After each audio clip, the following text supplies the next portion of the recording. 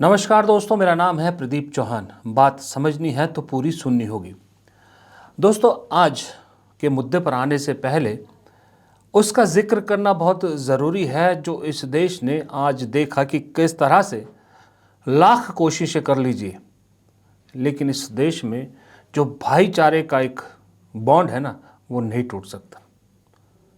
पिछले कुछ दिनों में देश देख रहा है, देश का दुनिया देख रही है कि किस तरह से हिंदुत्व और हिंदू धर्म को लेकर अपने वोट मजबूत करने के लिए कभी श्री राम मंदिर पर ध्वजारोहण होता है, तो कभी गोवा में श्री राम की जो है एक मूर्ति का अनावरण होता है, और उस बीच में बाकायदा एक पूरे सिस्टमेटिक तरीके से हिंदू राष्ट्र का मैसेज देने की कोशिश की जाती है। लेकिन दूसरी तरफ आज जो दिल छूने वाला एक सोशल मीडिया पर मंजर देखा, जो वीडियो देखा, उसकी बात करना ज़रूरी है। जो वीडियो आया है जम्मू से, जहां एक मुस्लिम पत्रकार अरफाज डैंग के घर को, 40 साल पुराने घर को अथॉरिटीज़ ने तोड़ दिया इल्लीगल कहते हुए। अब जाहिर सी बात है, आपके सामने है, वो जर्नलिस्ट परेशान था, दुखी था, क्योंकि उसके हिसाब से लीगल घर था, 40 साल से वो घर पे रह रहे थे, और जम्मू डेवलपमेंट अथॉरिटी ने आके आज वो घर तोड़ दिया। ध्यान रखिएगा, बिना स्टेट गवर्नमेंट की परमिशन के, बिना स्टेट कमीशन को, स्टेट गवर्नमेंट को बताए हुए, क्योंकि उमर अब्दुल्ला ने एकदम से डिनाई किया है कि उनकी सरकार को बताया नहीं गया था, इसके बावजूद, जबकि एक चुनी हुई सरकार है वो। तो जम्मू कश्मीर में किस तरह की सरकार चल रही है आप देख रहे हैं। लेकिन जो दिल छूने वाला मंज़र था, वो मंज़र ये नहीं था कि घर तोड़ा। दिल छूने वाला मंज़र ये था कि किस तरह से उसके बाद एक हिंदू ने आगे बढ़कर उस मुस्लिम पत्रकार की मदद की, जिसका 3 मरले का घर तोड़ा। तो उस हिंदू ने बाकायदा 4-5 मरले ज़मीन उस मुसलमान पत्रकार को दी घर बनाने के लिए, और साथ ही इस सरकार को आईना भी दिखाया। भाई को ना इनकी पीठ नहीं लगने दूंगा। मैंने आपसे बार बार बोला, मैं भीख मांग के भी इनका घर बनवाऊंगा, चाहे कुछ भी हो जाए। ये 5 मरले का प्लॉट, मैंने सोचा था, चलो बहुत कुछ सोचता आदमी, मैं आज अपने भाई को अपनी बेटी के हाथों से दिलवा रहा हूँ, और रिटर्न में भी दूंगा, और मैं रिटर्न में भी दूंगा। ये 3 मरले का प्लॉट तोड़ा ना, मैं 5 दूंगा। सालों 5 तोड़ो, मैं 10 दूंगा। लेकिन ऐसा मत करो, जुल्म मत करो। छोटे से बच्चे को देख लो, बेचारा बैठा है, और लानत है तुम्हारे ऊपर। ऐसी सरकार हो, लानत है। हम इस देश में रह के भी बेघर हो गए। ये और भी इन्होंने बोला, मैं आपको सुना नहीं चाहता क्योंकि कुछ शब्द ऐसे भी हैं, लेकिन दिल का दर्द किस तरह से निकला कि समाज में जितना मर्जी जहर घोलने की कोशिश कर लीजिए आप। यूं ही कहते हैं ना, पूछते हैं ये लोग कि 70 साल में इस देश में क्या हुआ, 70 साल में क्या हुआ। 70 साल में ये हुआ।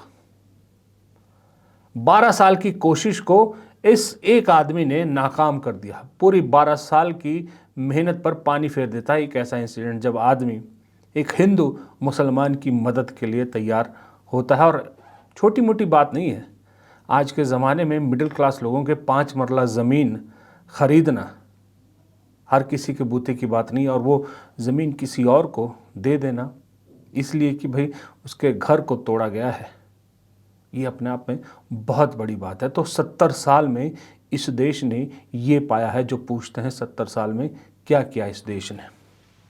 तो ये ऐसे इंसिडेंट्स का बात होना, इनको दिखाना, इन पे इनका जिक्र करना बहुत ज़रूरी है, क्योंकि आज के दिन में नफ़रत वाले तो आपको बहुत सारे इंसिडेंट्स मिलेंगे, नफ़रत फैलाने वाले आपको करोड़ों लोग मिल जाएंगे इस देश में, लेकिन इस तरह से मोहब्बत फैलाने वाले, भाईचारे को तवज्जो देने वाले बहुत कम मिलते हैं। और जब मिले तो आप भी कोशिश कीजिएगा कि ऐसे इंसानों का कुछ भी जो काम करते हैं उसे सराहिएगा ज़रूर, और ज़्यादा से ज़्यादा लोगों तक पहुंचाने की कोशिश ज़रूर कीजिएगा। हम तक पहुंचाइए, हम भी कोशिश करेंगे कि ज़्यादा से ज़्यादा लोगों तक ऐसे लोगों की ये सराहनीय काम ज़रूर पहुँचे, ताकि एक भाईचारा इस देश में बना रहे, जो इस देश की असल नींव है, असल रीढ़ की हड्डी है, वो बनी रहे। खैर, रीढ़ की हड्डी से याद आया कि कभी कभी इंसान की गलती कितनी भारी पड़ जाती है, आने वाले वक्त में ये पता लगता है।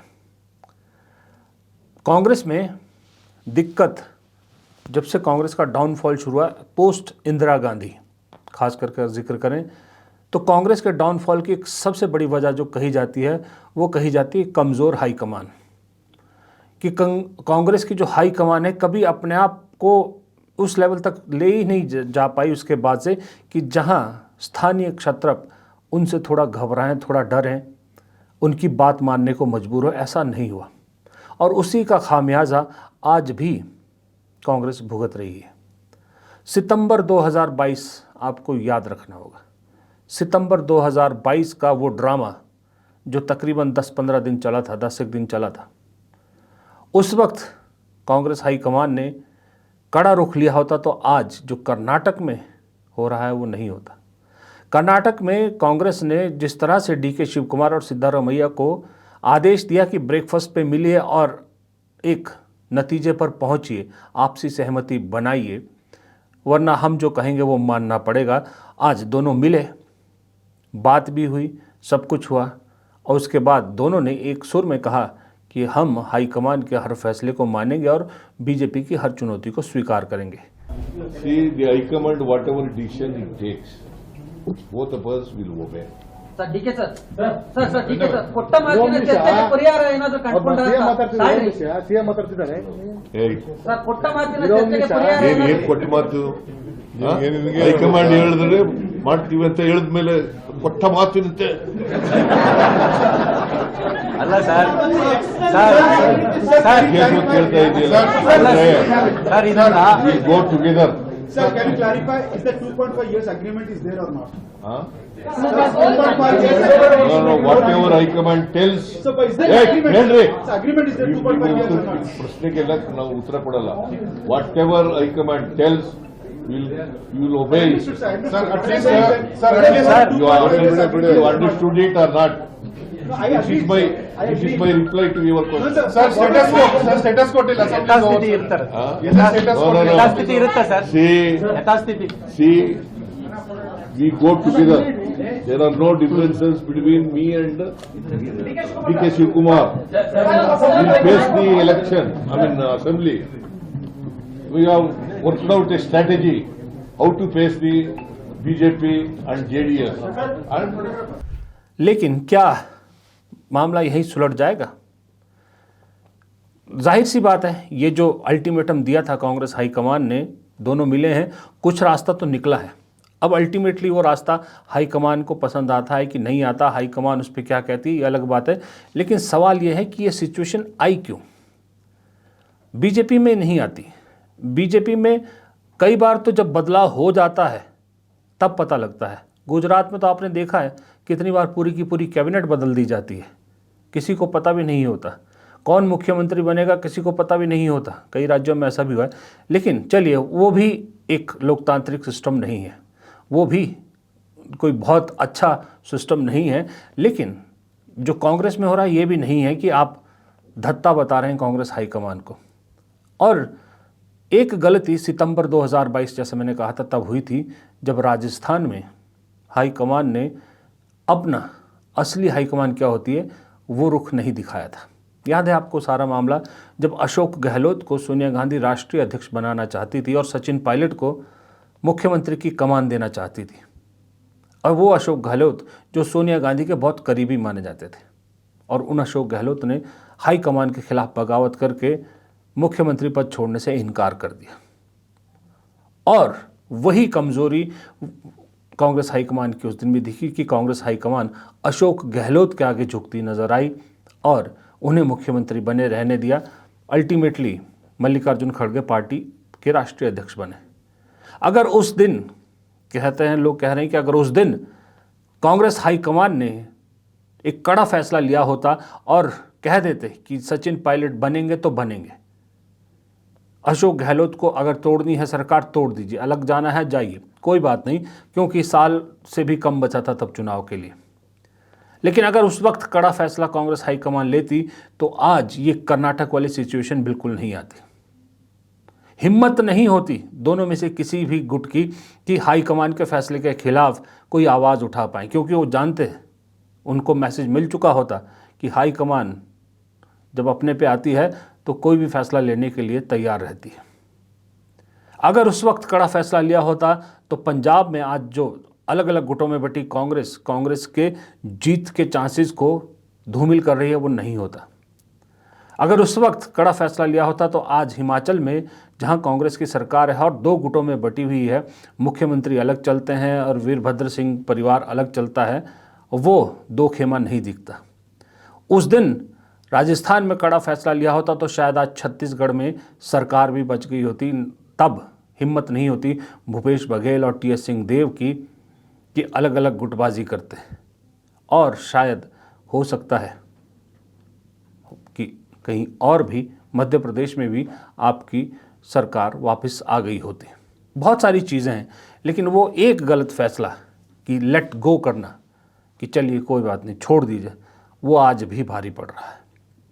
इसलिए मुझे ऐसा लगता है कि आज के दिन कर्नाटक में जो भी हो, उन दोनों ने जो फैसला किया हो, जिस तरह से मैंने आपको 2-3 दिन पहले वीडियो में बताया था कि राहुल गांधी मानते हैं कि अब बारी डी.के. शिव कुमार की है, प्रॉमिस किया गया था, तो अब वक्त आ चुका है नज़ीर पेश करने का।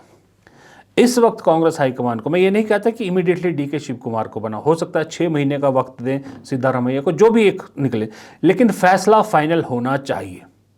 अगर इस बार कांग्रेस हाईकमान ने टाल मटोल की तो सच कह रहा हूं, पंजाब में अभी से कांटा मार दीजिए। 6 गुट की कांग्रेस है, अभी से कांटा मार दीजिए आप, और बहुत सी जगह पे कांटा मार दीजिए आप, मध्य प्रदेश में भी, छत्तीसगढ़ में भी, सब जगह होना है।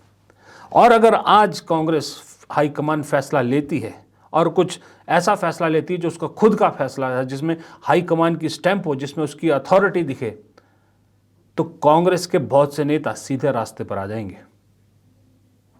कई बार आपको लंबा इलाज करने के लिए छोटे छोटे नुकसान सहने पड़ते हैं, तो हो जाने दीजिए, थोड़ा बहुत छोटा बहुत जो कोई नुकसान होता है होने दीजिए। लेकिन इतना कर्नाटक में कांग्रेस हाईकमान के पास प्लस पॉइंट है कि वहां पर न डी.के. शिव कुमार बीजेपी के साथ जाएंगे पार्टी तोड़ के, ये भी तय है, क्योंकि डी.के. शिव कुमार तो खाटी कांग्रेसी है। और आज की डेट में, सच में बता रहा हूं, आज की डेट में सिद्धारमैया मास लीडर है कर्नाटक में, इसमें कोई दो राय नहीं है, लेकिन वो भी हिम्मत नहीं करेंगे पार्टी तोड़ के बीजेपी के साथ या किसी के साथ जाने की, क्योंकि सिद्धारमैया जानते हैं उम्र उनके साथ नहीं है। इसलिए कांग्रेस हाईकमान के पास इस वक्त सही मौका है कि सिद्धारमैया मास लीडर हैं, ठीक है, लेकिन एक आपने उनको मौका दे दिया, अब उनसे नमस्ते कहने का वक्त आ चुका है, क्योंकि आज की डेट में कांग्रेस को सिद्धारमैया से ज़्यादा डी.के. शिव कुमार की ज़रूरत है, क्योंकि डी.के. शिव कुमार वो आदमी है जिसे हमारी नॉर्थ इंडिया की भाषा में जुगाड़ू कहते हैं। अरे जिस आदमी ने बीजेपी के शासन में बीजेपी से क्रॉस वोटिंग करवा ली कांग्रेस के फेवर में, उससे बड़ा शातिर आदमी कहाँ कांग्रेस में मिलेगा। ऐसा ही तो चाहिए अभी बीजेपी से लड़ने के लिए। रिसोर्स सबसे ज़्यादा डी.के. शिव कुमार लाते हैं, फाइनेंस पार्टी के लिए सबसे ज़्यादा डी.के. शिव कुमार लाते हैं। ये अलग बात है कि फाइनेंस के नाम पे मलाई सबसे ज़्यादा राजीव शुक्ला खाते हैं, लेकिन पार्टी के लिए सबसे ज़्यादा फाइनेंस डी.के. शिव कुमार आज की डेट में लाते हैं।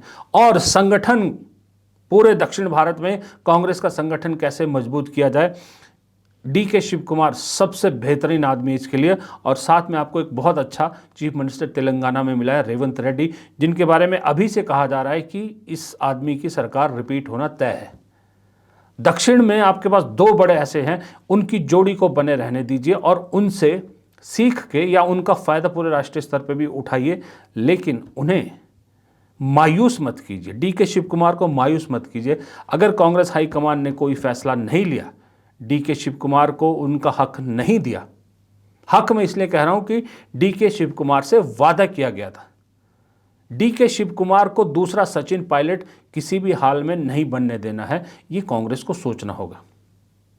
डी.के. शिव कुमार मेहनत करके पार्टी को सत्ता में लाए थे, वो अध्यक्ष थे, आज भी अध्यक्ष है, उसके बावजूद सेक्रीफाइस किया ना सिर्फ एक वादे के भरोसे। तो उस भरोसे को ना तोड़कर डी.के. शिव कुमार के लिए मुझे लगता है आज की डेट में, अगर मैं ये कहूँ, अगर मैं पार्टी अध्यक्ष या राहुल गांधी की जगह होता, अगर मेरे पास चॉइस होती कि कोई एक चला जाएगा तो मैं सिद्धारमैया को जाने देता।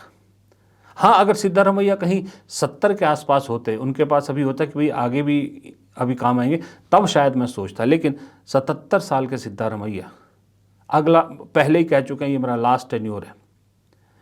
तो अब ऐसे खुद को, सिद्धारमैया को खुद भी सोचना चाहिए, खुद भी सोचना चाहिए इन लोगों को कि भाई अब रास्ता छोड़ देना चाहिए। 6 महीने आप रह लीजिए, सबसे लंबे सर्विंग चीफ मिनिस्टर का रिकॉर्ड तोड़ना चाहते हैं आप, वो कर लीजिए।